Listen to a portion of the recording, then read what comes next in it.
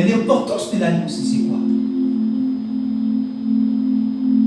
Je vous invite à prendre vos Bibles dans le livre de Deutéronome. Nous allons lire Deutéronome.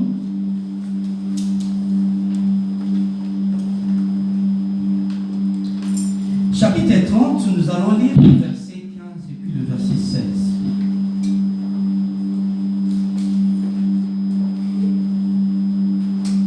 Écoutez l'alliance que Dieu a faite avec les enfants d'Israël. Si vous êtes à la page, nous lisons.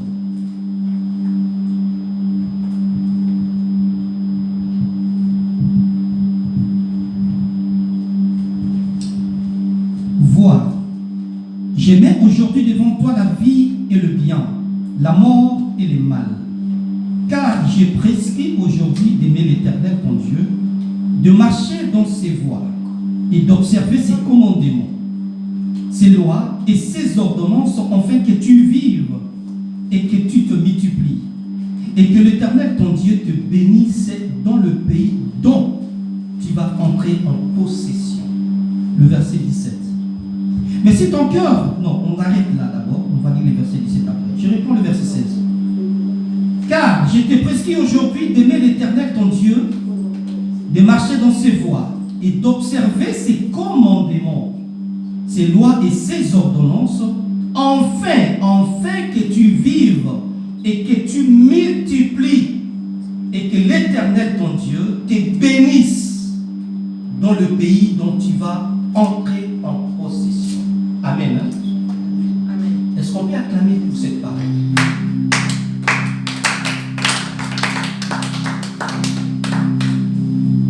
C'est le verset clé de notre enseignement d'aujourd'hui.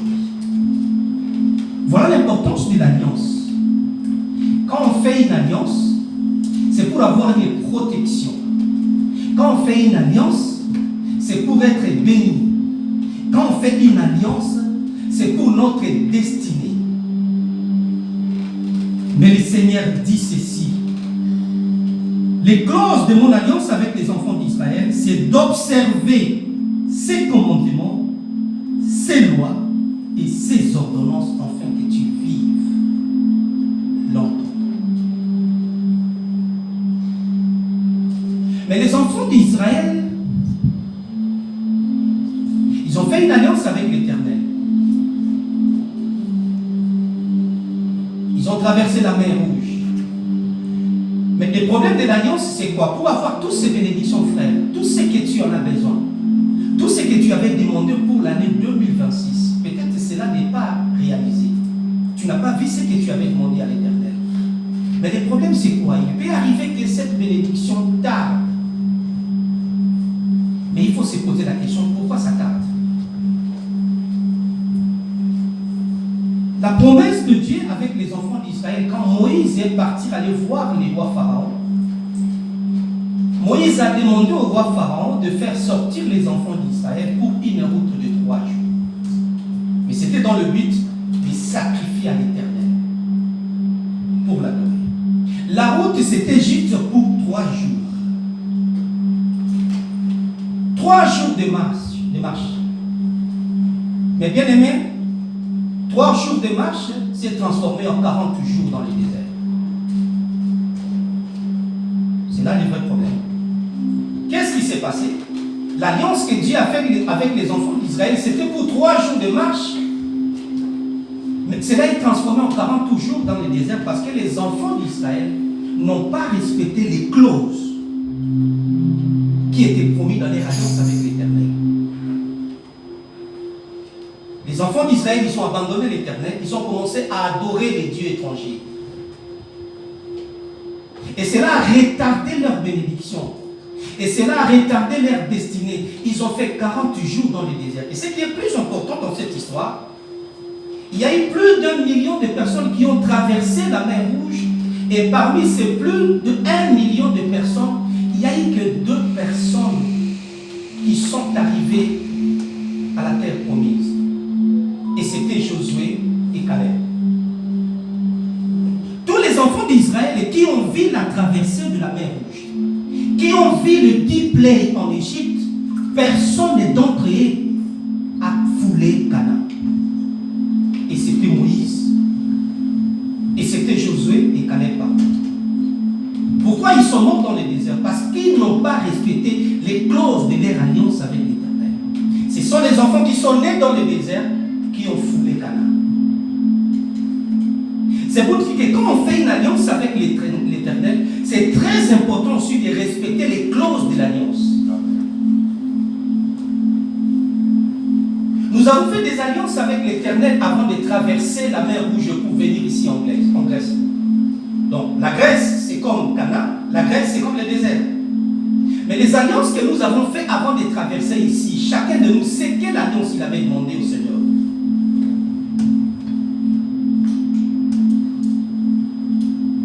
La question est de savoir,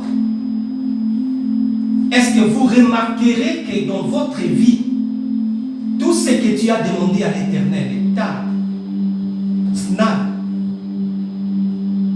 Tu n'arrives pas à palper ce que tu avais demandé à l'Éternel. Ce que tu rêvais de réaliser ici en Grèce, de réaliser en Europe, d'investir au pays, d'avoir la stabilité financière. Est-ce que vous avez remarqué que vous n'arrivez pas à les palper? Mais si vous remarquez que vous n'arrivez pas vraiment à atteindre tous les objectifs que vous avez demandé au Seigneur, tout ce que tu as demandé au Seigneur depuis le début de l'année 2026, chacun de nous a demandé quelque chose à l'Éternel. Mais posons-nous des questions. Est-ce que tu as déjà eu ce que tu as demandé au Seigneur? Si tu l'as eu, gloire à Dieu. Continuez d'activer ton alliance avec l'Éternel et continuez d'alimenter ton alliance avec l'Éternel. Mais si vous arrivez à remarquer qu'il y a quelque chose qui cloche, il faut revoir ton alliance avec l'Éternel, comme les enfants d'Israël ont fait. Une route de 3 jours s'est transformée en 40 jours dans le désert. Et à la fin, nous dirons que non, écoute, tout ce que j'ai demandé, Dieu ne l'a pas donné. Une alliance demande des sacrifices.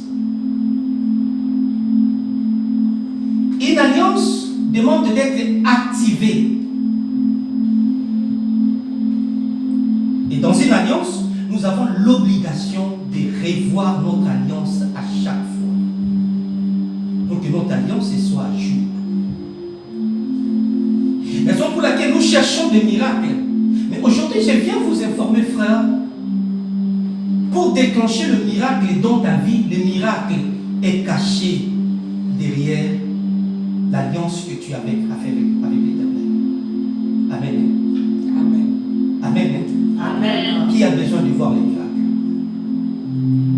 Qui a besoin de voir les miracles dans sa vie? Amen. Amen. Prêtez l'oreille attentivement dans cet enseignement. Aujourd'hui, on ne va pas faire de spectacle. Ça ne sert à rien de sauter. Ça ne sert à rien de crier. Mais nous devons nous méditer à propos de l'alliance. Je suis à quel stade de mon alliance avec l'Éternel? Est-ce que j'entretiens l'alliance que j'avais fait avec l'Éternel?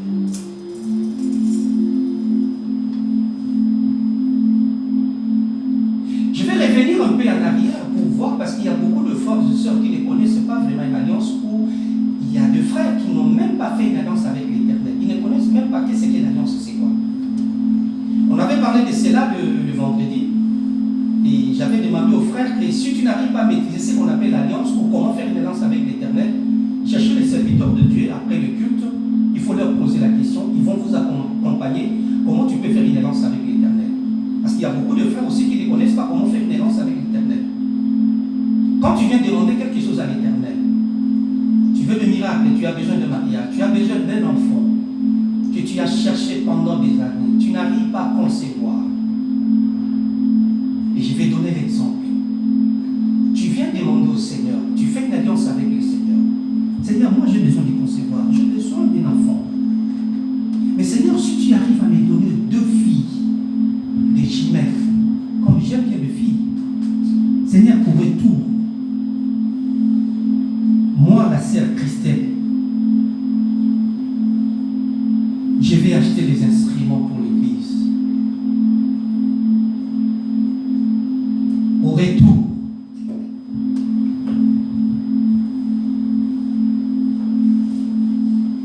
bénir l'homme de Dieu, le pasteur. Je vais lui acheter une voiture d'occasion. Amen. Amen. C'est l'alliance que tu as fait avec l'Éternel. Il y a certains frères où il y a des sœurs. Il fait une alliance avec l'Éternel. Il dit, ok, moi je vais faire mes économies et je vais remettre 2000 € au serviteur pour qu'il puisse acheter une voiture. J'ai vécu l'expérience avec une sœur à Paris. La sœur avait un problème pour avoir un enfant. Un jour, nous sommes allés voir la sœur. Elle a pris, je ne vais pas citer son nom, elle a pris 600 €. Elle a mis dans l'enveloppe. Elle a dit, l'homme de Dieu, ça c'est mon alliance avec le Seigneur. Je vais te remettre cet argent. Tu vas l'utiliser. Tu vas le faire ce que tu veux. Mais dans cette enveloppe, j'aimerais que le Seigneur puisse me donner un enfant. Même si ça tarde, mais je sais que le Seigneur va me donner un enfant.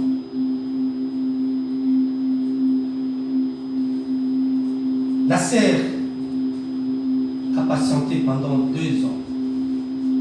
Elle ne voyait pas d'enfant. L'un de ces 4 matins, quand la sœur n'a pas vu ses règles sur ce mois-là, elle n'arrivait pas à comprendre. Le 2e mois passé, elle a constaté qu'elle n'a pas vu ses règles. Elle avait encore des doutes. 3e mois, elle est partie aller faire un test. On lui dira que la sœur, tu es enceinte. Amen. Amen. La sœur a fait un vœu. Elle a accompli son vœu avant même qu'elle puisse voir l'enfant.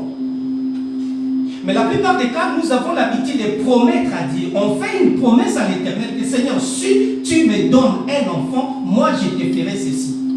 Mais la sœur s'est d'abord acquittée de son vœu. Il a mis l'Éternel à l'épreuve. Non, moi je n'entends pas que le Seigneur, le jour où tu vas me donner l'enfant, moi mes 600 € sont là, pas à la table. J'ai acquitté. Maintenant Seigneur, je suis à ta disposition. J'attends que tu puisses me donner l'enfant. Amen.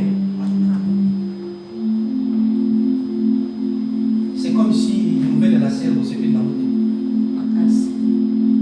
Est-ce qu'on peut acclamer pour cette miracle?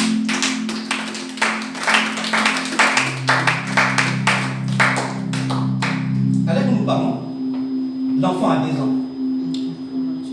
Si elle m'avait autorisé, je pouvais montrer sa photo. J'ai sa photo ici dans mon téléphone. L'enfant a 2 ans. C'est de cette façon que nous allons faire des alliances avec l'Éternel. Mais souvent nous avons l'habitude de venir seulement demander. Demander. On est devenu un terme à Kinshasa qu'on appelle Sopeka. C'est-à-dire Sombelanga Pesanga Kabela. On vient seulement demander, mais de tout ce que nous demandons à l'Éternel, il n'y a pas une alliance. Dieu ne se retrouve pas dans tout ce que nous demandons. La raison pour laquelle la Bible nous dit, nous prions beaucoup, mais nous ne recevons pas, parce que nous prions mal. Quelle est l'alliance que tu as fait avec l'Éternel? Pose-toi maintenant la question, à l'exemple de la sœur. Et notre sœur Anne, on a beaucoup parlé de Anne. Anne a fait pareil. Anne commençait à donner le double de portions pour l'enfant qu'elle n'avait même pas conçu. Et en dehors de son offrande pour recevoir cet enfant, Anne a dit au Seigneur, même l'enfant que tu vas me donner là, elle a bien précisé, si c'est un garçon, je te le donnerai en cadeau pour te servir au temple. Voilà l'un des exemples, sœurs, pour ce qu'on appelle l'alliance. Quand nous demandons des choses à l'Éternel pour cette année 2026, parfois ce sont les hommes de Dieu qui deviennent un peu de... Bon, je ne sais pas comment dire. Oh, on va faire, on va passer dans la mobilité. Moi j'ai beaucoup prié, mais je n'ai rien réussi. J'ai donné même des offrandes, mais j'ai rien vu. Oui, des offrandes que tu as données. Est-ce que la sœur, tu as fait des sacrifices? Est-ce que tu as activé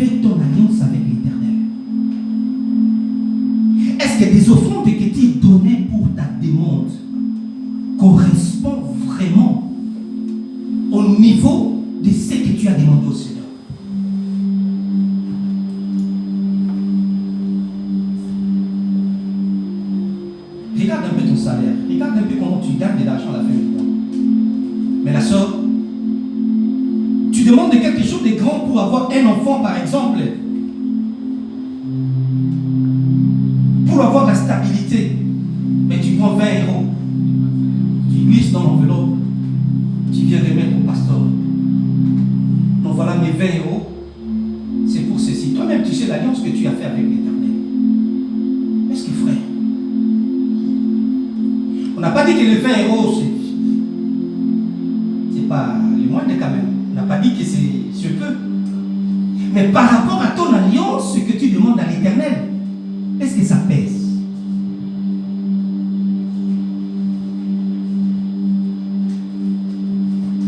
Il y a encore un autre problème par rapport à l'alliance.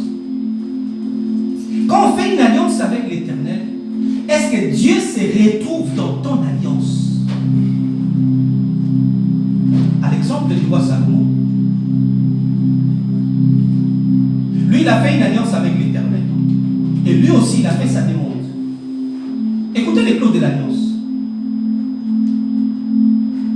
Le roi Salomon dit, Seigneur, donne-moi seulement l'intelligence et la sagesse pour diriger la nation d'Israël. Waouh! Frère, à nos jours, quel est le président de la République qui pourra faire cette demande? Bazali. Quand il prend le pouvoir, la première des choses, il voit d'abord son intérêt et l'intérêt de sa famille. Mais le roi Salomon, quand il a voulu faire une alliance avec l'Éternel, il a demandé à l'Éternel quelque chose que Dieu devait se retrouver en première position. Donc l'intérêt du roi Salomon faisait en sorte que Dieu puisse se retrouver dans sa gloire. Là, Dieu a dit non. Monsieur, c'est ici. Au lieu de me demander de l'argent, la richesse, des maisons, mais lui il a demandé la sagesse et l'intelligence pour diriger mon peuple. Écoutez la réponse de Dieu. Il a dit oui. L'intelligence, je vais te donner. La sagesse, je vais te donner. Hormis ce que tu as demandé, moi, je ferai en sorte que tu sois l'homme le plus riche de la terre.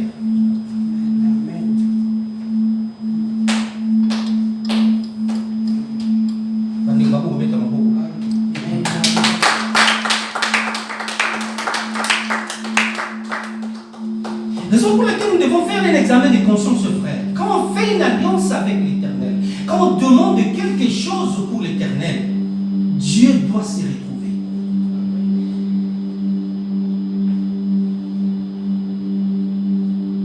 Et dans une alliance, il y a des interdits, comme on a parlé ça le vendredi. Comme notre frère Samson. Il avait une alliance avec l'Éternel, il avait aussi des interdits. Est-ce que toi, tu as des interdits dans l'alliance? La Bible nous dit qu'il n'y a plus de condamnation pour ceux qui sont en Christ. Cela veut dire que Dieu nous permet de commettre des péchés délibérément.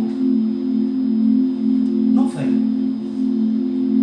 La Bible dit qu'il n'y a plus de condamnation pour ceux qui sont en Christ. Il faut être en Christ. Et qu'est-ce que signifie être en Christ? C'est d'obéir à sa voix, comme nous venons de lire en Deutéronome chapitre 15, chapitre 30, versets 15 à 16. D'observer à ses commandements pour que tu vives longtemps et pour que tu sois béni.